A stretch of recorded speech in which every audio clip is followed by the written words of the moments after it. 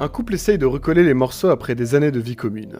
Ils cherchent à pimenter leur vie amoureuse l'espace d'un week-end. Mais vous allez découvrir que les choses prennent une tournure bien plus glauque. Stop!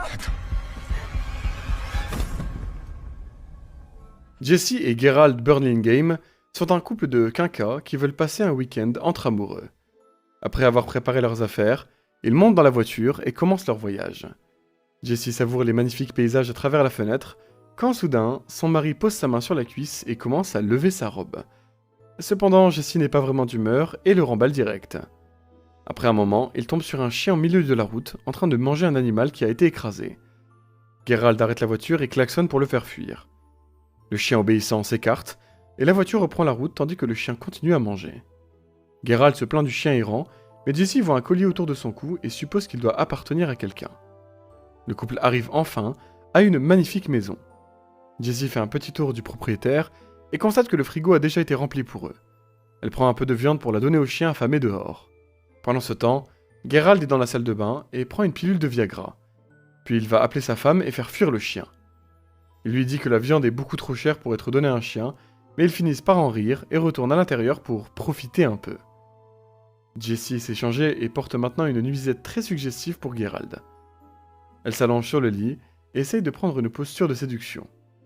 Gerald, encore dans la salle de bain, lui demande si elle est prête. Il en sort avec une paire de menottes. Jesse est un peu sceptique à cette idée, mais au final, elle accepte de les mettre. Gerald la menotte alors au lit et prend une autre pilule. Jesse est clairement mal à l'aise lorsqu'il commence à s'approcher d'elle. Il lui demande alors de faire semblant d'appeler à l'aide. Elle lui dit qu'elle trouve ça très bizarre, mais cela n'arrête pas Gerald. Elle en vient même à lui crier dessus pour qu'il arrête lorsqu'il commence à devenir un peu trop brutal dans son jeu de rôle. Gerald, agacé, demande à Jesse pourquoi est-elle venue venir ici si ce n'est pas pour s'amuser avec lui. Il essaie de la convaincre d'essayer au moins d'améliorer les choses. Jesse répond simplement qu'elle ne veut pas simuler de se faire agresser juste pour lui faire plaisir. Gerald monte ensuite sur elle, mais l'image de son mari essayant de l'agresser effraie Jesse. Son mari, envoûté par ses fantasmes, finit par essayer de la forcer. Jesse lui mord la lèvre dans un accès de rage. Gerald se retire alors, en colère, et commence à entrer dans l'émotion et parler du temps où ils étaient heureux tous les deux. Tout à coup, il se sent comme dérangé et son visage a une expression étrange. Jesse lui demande ce qui lui arrive. Il s'avère que Gerald vient d'avoir une crise cardiaque, il pousse un dernier soupir et tombe sur Jesse. Cette dernière panique et pense qu'il lui fait encore une mauvaise blague et lui demande de bouger de là, mais rien ne se passe. Elle est encore menottée et donc est obligée d'utiliser ses jambes pour pousser le corps de son mari et voir son visage plus en détail. Le corps de Gerald glisse et tombe sur le côté du lit, puis sa tête percute le sol et commence à saigner. Jesse ne sait pas quoi faire et commence à crier à l'aide, mais personne ne peut l'entendre étant donné que la maison est au milieu de nulle part. Il est maintenant tard en soirée et Jesse est encore attachée. Effrayée, elle essaye tout ce qu'elle peut pour sortir de là, mais en vain. C'est un peu le but des menottes en principe. Soudain, elle entend des bruits de pas depuis le couloir. Dans l'espoir que quelqu'un soit venu la sauver, elle appelle cette personne, mais en réalité, il ne s'agit que du chien qu'elle avait nourri un peu plus tôt. Le chien s'approche lentement et renifle le corps de Gerald. Jesse comprend que c'est parce qu'il a faim et qu'il voudrait en croquer un bout, donc elle lui crie dessus pour le faire fuir. Le chien, cette fois, n'obéit pas et prend une bouchée du bras de Gerald. Jesse est horrifiée de voir un bout de chair de son mari dans la bouche du chien, quand tout à coup, Gerald se relève et commence à lui parler. Cependant, Jesse remarque que le corps de son mari gît encore sur le sol.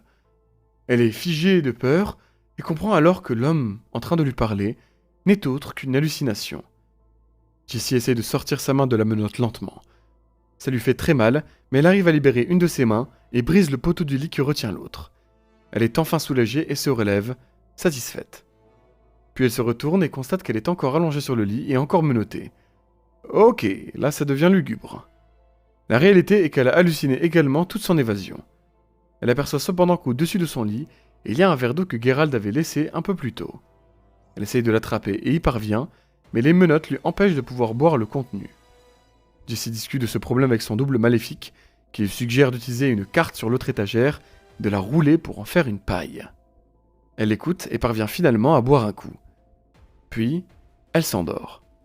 Quelque temps plus tard, elle se réveille et entend quelqu'un s'approcher d'elle. Elle pense que c'est un fantôme et panique, et essaye de se calmer juste ensuite en parlant au Gerald imaginaire. Tandis qu'ils discutent tous les deux, Jessie rêve de son enfance. Elle se revoit petite avec ses parents au bord d'un lac, en train de se disputer à propos de son comportement insolent, tandis que ses oreilles traînent. Elle et son père en arrière sur un banc pour observer une éclipse solaire. La petite Jessie contemple avec fascination, tandis que son père lui demande de s'asseoir sur ses genoux. Soudain, elle constate que son père est en train de profiter de son innocence dans son dos. Cet incident a traumatisé Jessie et elle n'a jamais réussi à tourner la page.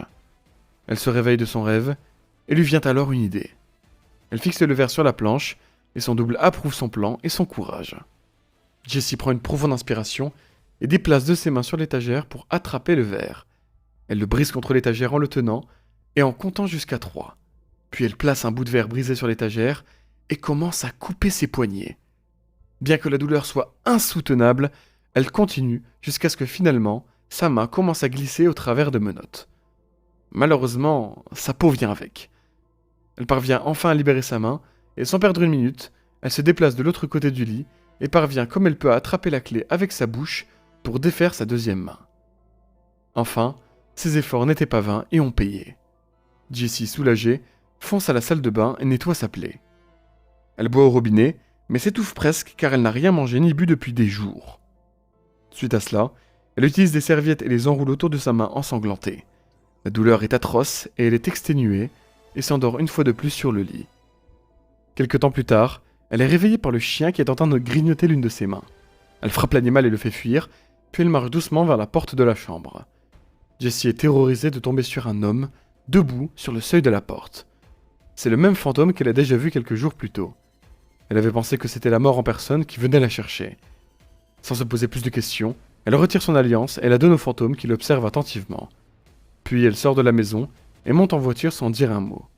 Après avoir conduit pendant un moment, elle s'arrête tout à coup et voit Geralt qui lui fait signe, comme un dernier au revoir.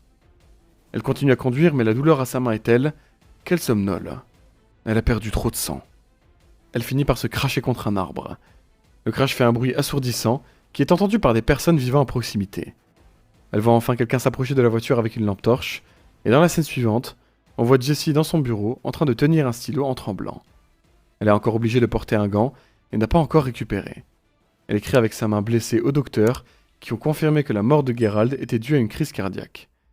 Elle a reçu beaucoup d'argent de son assurance vie et sa vie a repris son cours normal. Les choses sont redevenues normales pour elle.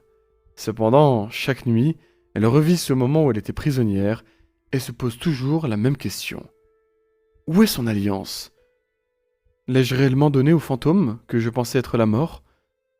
Cette question n'a jamais trouvé réponse, même auprès des policiers qui ont enquêté sur les lieux. Avec l'argent de l'assurance vie, Jessie a créé une fondation pour aider les plus jeunes qui ont vécu le même genre de trauma avec leurs parents et se rend régulièrement à la Maison du Lac dès qu'elle en a l'occasion. 6 mois ont passé depuis cet incident. Elle voit un homme nommé Raymond Joubert sur la première page des journaux. C'est un tueur en série qui découpe les corps et vole leurs bijoux. Il profanait également des tombes. À plusieurs reprises, des cadavres avaient été retrouvés avec certains membres manquants, mutilés dans les cimetières, et Joubert était derrière toutes ces histoires. Cet homme souffre d'une maladie rare, nommée acromégalie. Cette maladie provoque hormonalement un élargissement des membres du malade et une déformation du visage. Cette nuit-là, le fantôme que Jessie avait vu n'était autre que Joubert lui-même. Il avait l'occasion de la tuer, mais n'a rien fait. Jessie a enfin toutes les réponses à ses questions. On la retrouve plus tard, au tribunal lors du jugement de Joubert. On voit une journaliste nous dire que le criminel n'a pas prononcé un seul mot depuis son arrestation. Cependant, lorsque Jessie entre dans le tribunal et fait face à Joubert, il la fixe, comme fasciné, et lui dit « Tu n'es pas réel ». Ce sont exactement les mots que Jessie lui avait dit. Il se fixe et soudain, son visage se change en celui de son père, puis de son mari. Elle prend son courage à deux mains et lui dit qu'il est beaucoup plus petit que dans ses souvenirs. Jessie a désormais fait face à toutes ses peurs et sort du tribunal avec toute sa confiance retrouvée. J'espère que vous avez aimé ce petit résumé et que vous ne ferez pas de cauchemar ce soir. Merci encore de nous soutenir et de nous être fidèles. On se retrouve très vite pour un nouveau résumé et d'ici là, passez une excellente journée ou soirée.